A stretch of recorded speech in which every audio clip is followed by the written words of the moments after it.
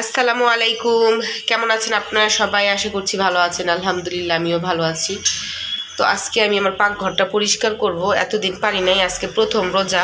তো রোজা রাইখাই পরিষ্কার করব, কারণ রোজা ছাড়া খাওয়া দাওয়া এটা সেটা অনেক কাজ থাকে। তো প্রায় অনেক দিন ধরেই পরিষ্কার করতেছি না। এই যে সব জায়গায় তেল পড়ছিল, তেল পড়ার কারণে এই যে দেখেন তেল পড়ার কারণে জায়গা কেমন হয়ে গেছে। তো আমি ডিটারজেন্ট দিছি এইখানে, এখন গরম পানি, হালকা গরম পানি দিয়ে তারপর পরিষ্কার করব।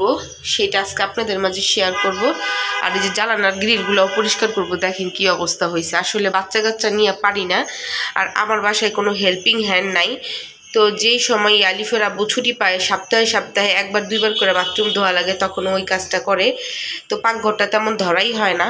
তো আজকে আমি পাকঘরটা পরিষ্কার করবো। দেখেন এখানে অবস্থা কি, বেসিনের মধ্যে থালা বাটি রাইখা। তো যাই হোক, এখন আপনাদেরকে এটা দেখায় দিলাম। তো পরিষ্কার করার পরে আরেকবার দেখায় দিব। আর এই যে চুলাটা আমি এখানে রাখছি, আমি সিলিন্ডারে রান্না করি। দেখেন চুলার পাইপের অবস্থাও কি। তো প্রত্যেকটা জিনিসই পরিষ্কার করার পর আপনাদের দেখায় দিব। অনেকে বলতে পারেন যে আসলে পাকঘরটা এত নোংরা হয়েছিল কিভাবে। আসলে আমি সময়ই পাই না।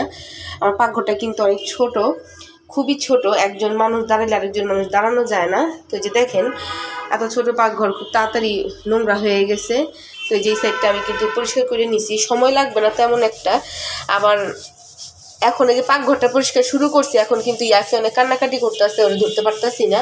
তো বাসায় কেউ নাই ওরে নেওয়ার মতন। তো ওর বাবারে প্রতিদিনই বলি যে এটা করবো করবো, বা তুমি করে দাও, বলে করে দিবি, কিন্তু বেচারাও কাজকর্ম বাইরে থেকে করে এসে সময় পায় না। তো দেখেন এই যে চুলার যে জায়গাটা রাখি এটা কিন্তু ক্লিন হয়েই গেছে, শুধু এই যে একটু বাকি আছে।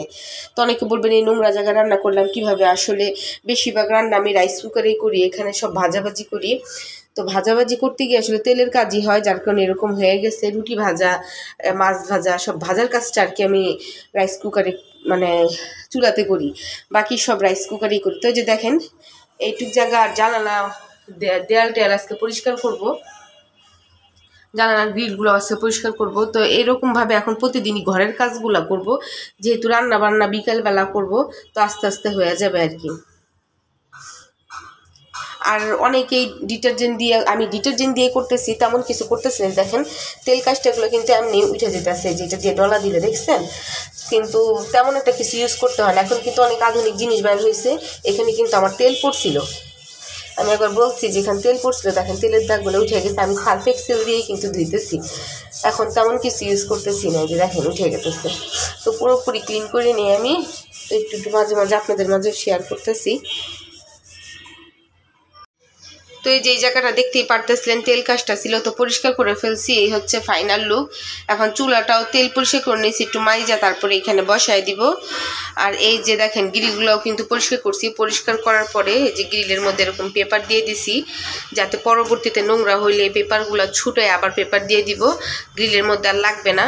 তো আমি এই কাজটা আগেই করতাম। আমার এই যে অ্যাডজাস্ট ফ্যানে একটা সমস্যা আছে, বৃষ্টি হলে দিক দিয়ে পানি পড়ে, তো এই পেপারগুলো ভিজে যাওয়ার সম্ভাবনা আছে।